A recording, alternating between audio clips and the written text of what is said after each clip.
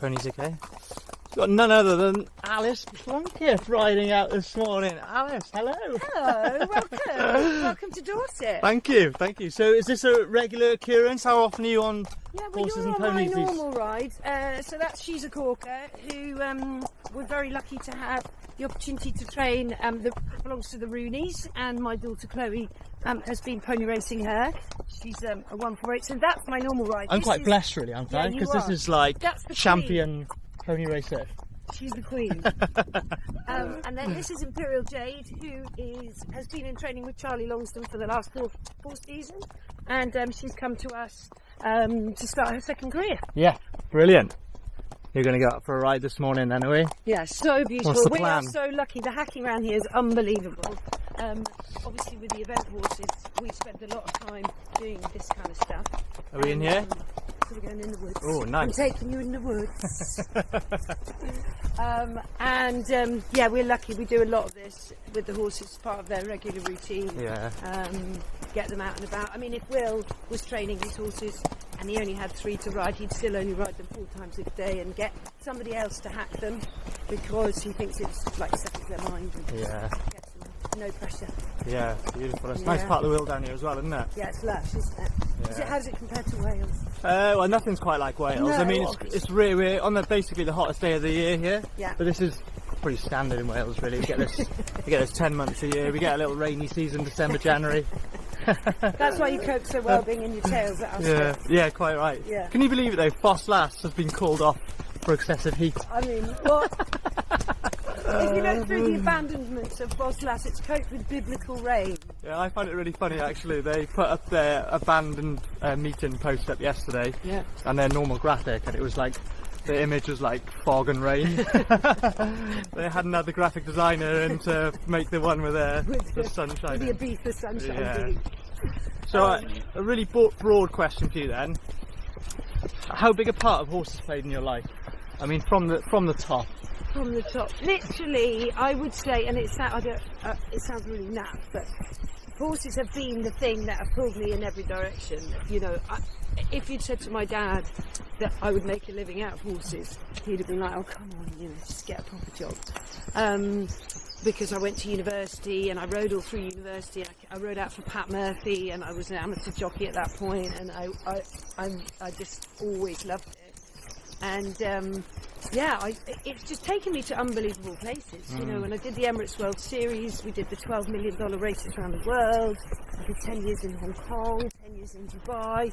You know, just the opportunities that horses have presented to me, whether it's challenging as riding around Badminton or Aintree or travelling or meeting lovely people like you, you know, being part of a team. That's the thing I love the most now, is being part of a team with ITV, getting out of domestic bliss and someone worrying if you've got a cup of coffee or whether you're going to wear lashes or not. It's just been lush. I mean, it's just been amazing, and you know, horses are very good, aren't they? They teach you to win with dignity, lose with grace. You know, they push you outside your comfort zone. They make you take a risk. They make you understand responsibility. And you know, I just love all of that in all the different aspects I see of it, really. Yeah, and it's really been with you from the start. And how's this for the depth of my research? I've been watching your Animal Planet documentary on YouTube. No way. Yeah? No way. So it's really taking you everywhere, isn't it? Oh God, did you see me jousting? Oh, I didn't get that one. I watched the charity race at Windsor. Oh yeah, that was fun. That was fun. With William, actually, before I was married there. Oh yeah. Yeah, really, that was funny. No, exactly. I've delivered beer around London with horses. I've played handball. The Pony Club, obviously, is an amazing charity, and I was involved with the Pony Club throughout my childhood. Pony Club camp, made all my mates. It's just been so lucky. Yeah, and I'd be remiss not to mention your little stat that you have to yourself, the only female rider to ride around the Grand National fences and around Badminton. How did that happen? How did that happen? How did that happen? And you completed both? Yes, I did. I did. Very mid-div, but I did complete both. Do you know what though? I think that there's one person that just could do it. That's you? No, I think there's someone else riding at the moment. Who do you think it is? What, a female rider? Yeah. That is going to do it? Yeah. Oh gosh, I don't know. Lily Bradstock. Oh really, yeah? Lily Bradstock. I thought Olive Nichols might, Yeah. but she hasn't. I think Lily Bradstock just could do it. She's an incredible event rider, and she's ridden loads of winners, and she's so talented, and I think she could do it. I'm hoping it would be so awesome if she did. Are you hoping? Because you're going to lose your USP then. Oh no, listen, that was in about 1926. Oh no, I never set out to be the only woman. It's just one of those weird things. When I rode at Aintree, I was 19 years old. I'd had 4 point-to-point rides. I'd never ridden on the track. I had a horse that my granddad had bred, and when he died, he said, "Oh, I can see his white face landing over beaches or coming up the hill at Cheltenham." And Marcus Armitage and G have been big parts of our lives. So Sue, their mum, her and I drove the horse up.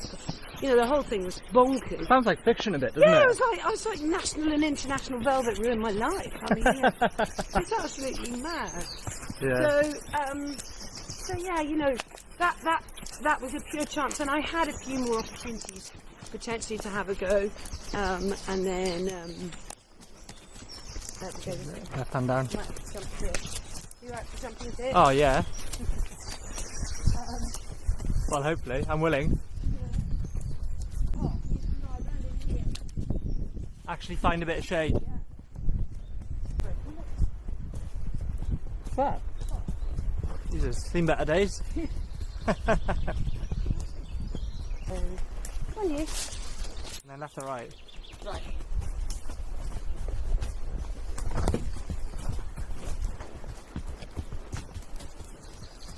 She feels so powerful, doesn't she? Yeah. So Aintree was by chance, and then probably Badminton was a bigger challenge in that, to get the funding and the sponsorship and find the right horses and get them qualified and sound and all of that. But when I did Badminton in 2000, I then rode them for a bit more that season, and I just thought, I'd started doing your job, and I thought, I either spend the next 10 years trying to podium, or I just say, I've achieved. I feel very comfortable that I've achieved riding, and very lucky to have something else to go into, and probably a bit like you really. It's not an easy decision, is it? But you sort of realise, I'm not. This is probably as good as I am. Yeah. And so I sold my horses, paid my mortgage, and cracked on, and it's been great. So did things happen pretty quickly for you in the broadcast side of things? What was that sort of transition like? Because I only know you as star of ITV. Well, when I was riding, I had a very good horse, and I was going to Blenheim, and a TV company approached British Eventing and said, "We've been doing a series on young people in sport. We've done a gymnast and a footballer, and we want to do a rider. Who would you suggest?" And I'd just done a European Championship, so I was 21. You've seen on the fly. Yeah. They suggested me, so they came and followed me. It was perfect, because I led the dressage and then I fell in the water. Brilliant, Kelly. Brilliant. Is that planned? Totally planned, obviously. And the guy... So do they get the footage of you go and splash? Yeah. Oh, brilliant. Yeah. I'll find it for you. And the guy who produced it was John Peel, the Radio 1 DJ's brother, and he said, "Look, you come across really well. If you wanted to do more of this..." God, you must have put on the front, did you? Yeah, I don't know what I did. I don't know what I did. So the next year I worked, there used to be a local radio station called Fox FM, and I worked at Blenheim, and I was Alice from the Palace. Yeah. And then I worked at Cheltenham on what they used to have festival radio, and I used to work as a runner pulling the jockeys out for interviews for that, and I got on well with the guy, and he said, "Do you want your own show?" So I did my own show the next year. And Luke did the evening, so would you like to wake up with Alice or go home with Harvey? And somebody from Royal Ascot saw Pretty it. straightforward question, that one, to be honest. and then so I did the same for Royal Ascot, then the same for Derby, and then someone from Sky saw it and said, "Will you do a screen test?" I mean, mental. So I did a screen test, and then started with the Racing Channel. So at that time there was like Miriam Frankham, and she was really the only girl on the Racing Channel, and I joined her. And I mean, they just let you loose. Yeah. Was it different to now? Well, I don't know. I mean, or in the terms of without much experience, they just let you get on with it. You think if you look back to the stuff you did when you started. Yeah. I mean, I'm not saying I'm much cop now, but oh my God, sitting in the studio in Old Street, which was the place where you used to all come from. It was pretty funny. Anyway, it was great. It was brilliant. And Robert Cooper was my mentor, and he's incredible. And I remember the first day I went with Sir Bob to Hereford, and I was driving there with him, and I said, it's really lovely of them to give me an opportunity, but I do think like 300 quid's a bit steep, to do it. And he went, you're not paying them 300 quid, Alice, they're paying you. I couldn't believe that anyone would pay me to go racing, and I still can't believe anyone pays to go racing. Yeah. So that it all started like that, and then I set up a feature. I wanted to fly with horses, and I set up this feature with John Dunlop to fly with Silver Patriarch after he finished second in the Derby to Hong Kong. And I set it up with the fly as in go in the aeroplane with them. The aeroplane with him and do a film on it. Yeah. And I set it up with the Jockey Club, Hong Kong Jockey Club, and I went to my boss George Irvin, who was brilliant, and he just went, "Who on earth do you think you are? Thinking you're going to fly around the world on our expenses?" No. Yeah, well, that's what I was thinking. Anyway, the Hong Kong Jockey Club, I rang them and said, no, it's not happening. And they said, well, why don't you come work for us at the meeting? So I flew out and went and worked for them, did all the track work notes. And it was when Jim and Tonic was racing. And I remember going up to Francois Dumaine and asking him a question. And he said, go home, do your homework, and come back when you know something. What accent was that, by the way? I didn't really know. Trying to sexy French. You got the sexy bit. And that international racing was amazing. Yeah. It was just amazing. Simon Crisford was running the Godolphin team at that point, and suddenly you met all these fantastic people. I then went, because my flight had been paid for to Hong Kong, I went on down to New Zealand on my own because it was cheap, and I found a cameraman, and I did a film on Sir Mark Todd, who just retired. Set up training in New Zealand. There was a brilliant New Zealand race called Sunline. I did a feature on her, and then sold them when I got home. And I did a feature on the Cracker Bloodstock sales, which is an amazing sales complex in New Zealand. And New Zealand and Australia obviously sell a lot of horses up to Hong Kong, so it's beautifully done. And I met a guy there called Tony Noonan, and he said to me, "Oh, I've got a horse running at Ascot over fences." Another brilliant accent, by the way. Sexy Kiwi, sexy Australian. Sexy Australian.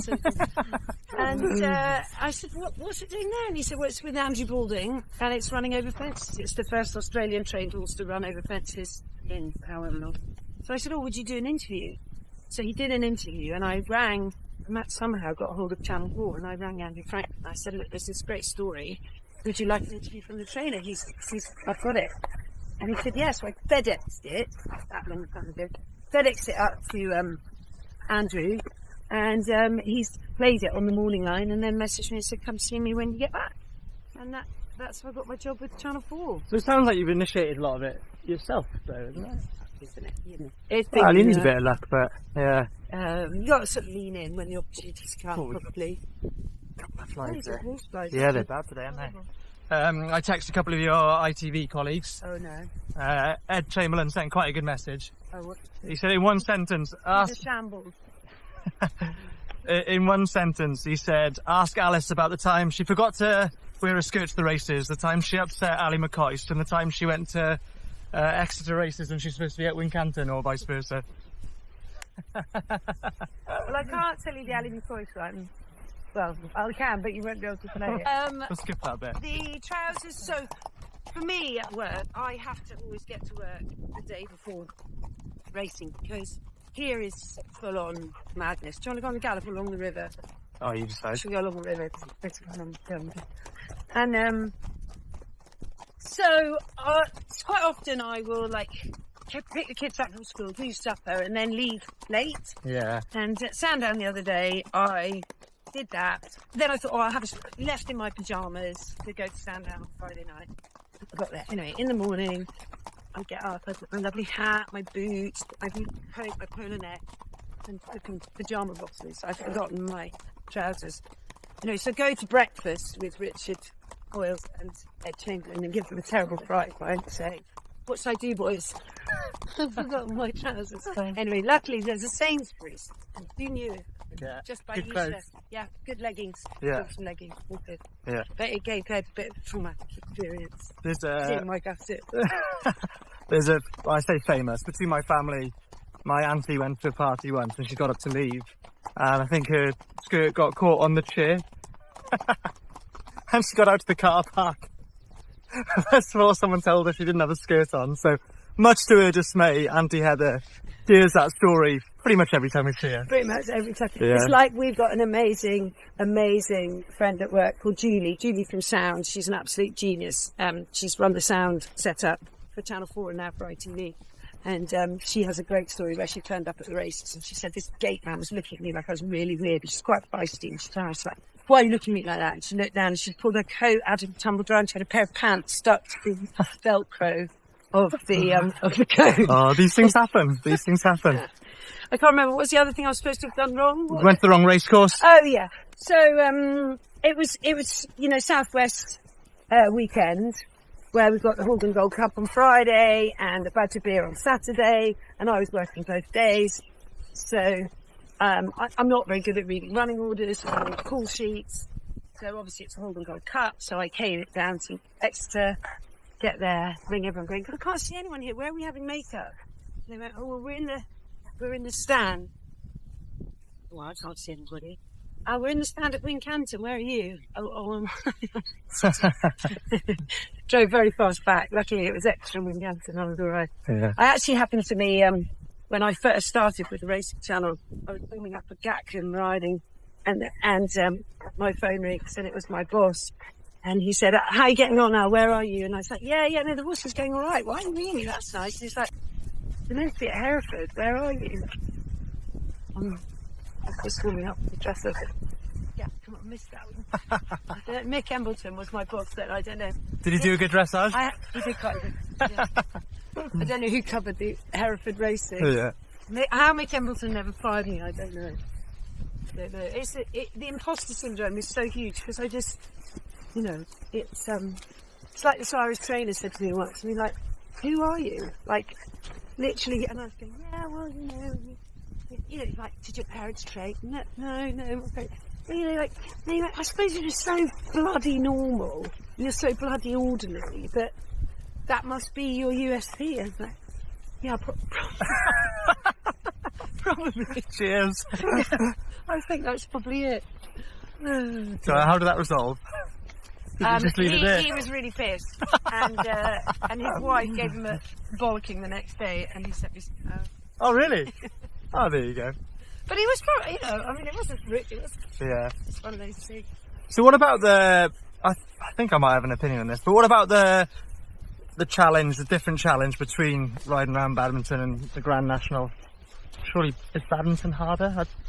I think in my experience, Badminton was harder because Aintree was just such an extraordinary, I had this amazing horse that we bred that Mark had been in training with Sue. When Marcus won the Grand National, they used to have Mr. Chris, they used to have a amateur chase straight after because obviously they never thought an amateur would win the National, and so then the jockey could do the press conference, the amateurs would ride. Yeah.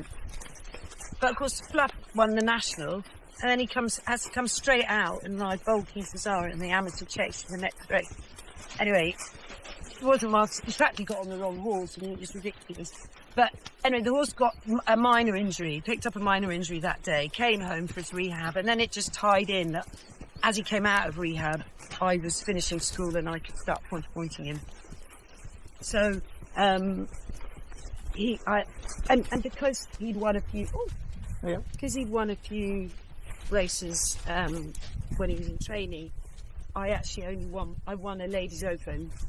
And then I was qualified. I mean, in those days, that's what, in pre-war days, you didn't have to have had 20 completed rides and a Cat B licence. You could just go and yeet yourself round Aintree. But I mean, to everyone else it seemed mental, but for me, I'd done a European Championships, I'd hunted him all season, I'd jumped massive fences with him out hunting. I knew he was probably the best jumper I ever rode in my whole career. eventing or racing. So that was a sort of just almost too easy, you know. Yeah, well, for me though, I think I can imagine getting round the national fences as a passenger. Yes. But you couldn't do that around badminton. Yes. But that's not to say. Well, I got another question for you then. Yes. Who are better, top class event riders or top class jockeys? That's an interesting one. Like, And just bear in mind, your husband was a some- top class eventer, so you don't want to hype him up too much either. So just bear that in mind. I think top class eventers would say that they are masters of none, and I would disagree with that. You know, they're sort of okay at dressage, okay at jumping, and okay at eventing, but they are all-round horsemen. You know, they really, it's almost the management of the horses and their soundness. Trotting up on the Sunday morning before the show, jumping after you've been cross country, you know, for 4 miles. That kind of knowledge of the horse and the management and the partnership is very different from racing. You know, you guys are incredible. It's a totally different skill to walk into the paddock and jump on a horse you've never ridden before in your life and go at 25 miles an hour down to the chase fence, and all you know is that the lad said to you, you'd rather go long. Yeah. So I think, and you know, when you watch, I was really lucky. I worked for Yogi Breisner for a long time, and Jamie Osborne and Norman Williamson and I used to school horses on a Friday, and different trainers would bring horses to the indoor school, and we'd jump like 40, 50 horses, and it was people like Charlie Edgerton and Nicky Henderson and Oliver Sherwood and all those guys. And when you watch Norman and Jamie riding long and schooling horses like that, they're going to get buried. Those boys, I mean, and same as a lot of the jockeys now, but those boys, I mean, wow. They can ride a horse. Yeah. I mean, Norman Williamson is one of the most incredible horsemen of our generation. Yeah. I mean, just you watch him now riding his breezes and stuff. I mean, it's just incredible. Yeah. Incredible. So I'm waffling, aren't I? I haven't given you. You an are answer. You are waffling, Alice. Yeah, sorry. I haven't given you an answer. The thing is, for my job, and I was doing a presentation on presenting the other day, and I was thinking, so it made me think about it. Is that, like you, I have huge respect for the horses and the riders, whether they're racing or eventing, because, like you, I've had a go at it. I was sort of pretty mediocre, and you know, just what those guys do day in, day out, and the resilience and the bravery, and it's absolutely incredible. One sign for me is that I think there's so much respect within horse racing for people's peers, so like trainers for other trainers, jockeys for other jockeys, because everyone knows how difficult it is and how difficult it is to win, how much we lose and all the rest of it. So I thought the celebration for Dan this year at Sandown was just so euphoric and brilliant, because everybody knows that to get to that position very quickly, like he has, not everyone's trying to do that. Yeah. Everyone's trying to do that, and it's amazing, isn't it? So we've heard you talking about all your achievements as a jockey. You've gone on about it to quite an extent. I'm joking. I want to see the style, Alice. Is it still there? Have you still got it? I want the you old magic. No. Stick the irons I'm up. a fat old lady. Oh, look at that. Can we replicate a fat that? Old lady. Go in a steady canter. No. Oh my God. However many holes you're going to put your irons up, can you stick them up another 5? That's because I know you'll. It's hot. I don't want to look pink and sweaty. I'm trying to impress you. Right, I'll do mine anyway. Oh God. Okay. Yeah. All right, Frankie. I think I need. That journalist now, mate. Don't start. I know. Well, I think I need my irons up though to hold this, do I? Yeah, you won't hold it. Yeah. That's going to be the funniest thing. Is you're going to be filming me from about 7 furlongs away. I can't hold one side of it, so I'm hoping to see the magic hands of Alan John. Oh no, that's definitely not my key strength. Especially with this in my hand. Probably be on the wrong one. You're going to do them up a bit more when you get down there. No. That's fine. Thanks, I'm a jump jockey. I'm not a fucking. Hang on. So beautiful, isn't it? It really is, yeah. So that's where Paul Dawn was playing, playing the gold cap on the hill in the horizon. Robert Warner is our local hero. What year would that have been? 94, Yeah. I think. Andrew Thornton, Yeah. legend. Lenzio, Oh, then. as you can see, he's my inspiration. I'll take that as a big compliment, mate. Oh, then. Literally love him. Yeah, he's good, isn't he? Oh, then.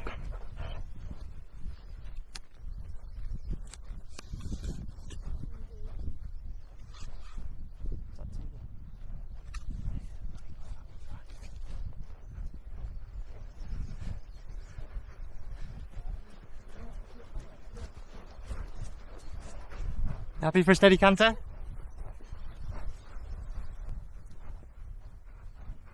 Right then, Alice. Oh, look at this. Oh, look at this. It's poetry. You're giving yourself a quiet one, anyway. I've given myself a go. I've latched onto my neck strap, mate. So do you miss the riding? I do, yeah, but I also, I suppose, I just got a bit bored of racing in the end because I wasn't having as many winners as I wanted. Yeah. And I'd be doing the media stuff, and I thought, well, there's hopefully my future. Yeah. Um, So good at it. Have you always found it really easy? oh, I don't know really. You're just good at people, aren't you? I don't know, am I? You are. You're brilliant. This is supposed to be about you, Alice. Come on. You're like you're like the next Luke, I think. Really? You know, you're brilliant. You know, you've got a brilliant way of being funny without being silly, and you know, you're great at people. People Yeah. love you. Like everybody loves Luke. We've always all loved Luke. Getting stronger. Just when you disappear off up the hill. Is that the best posse you got then for me? Think we? What else do you want? I don't know really. I've got the camera down there. Oh yeah.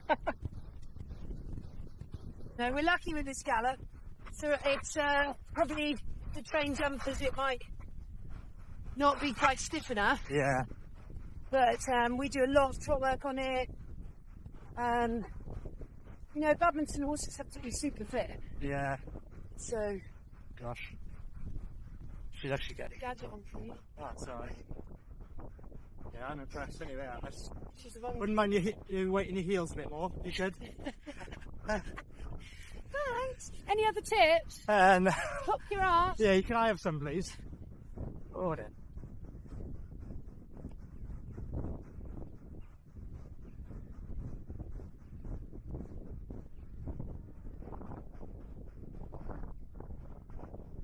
Oh, then. All right. So fat. He's the only person who can canter that one one-handed. Oh, buddy. Oh, then.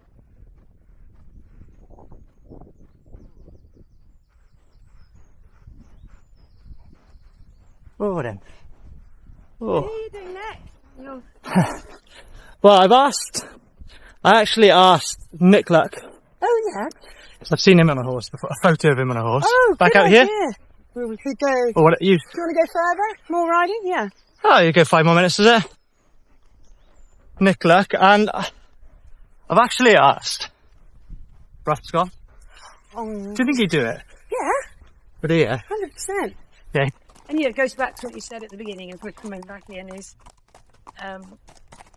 when you were riding and you were at Timborns and you're part of that team, and you're just being part of the team every Saturday and knowing you've got a load of people at your back, all the guys behind the scenes, whether it's Maggie or Tess or, you know, it's just, it's a massive team. Yeah. And we're very lucky to be part of it.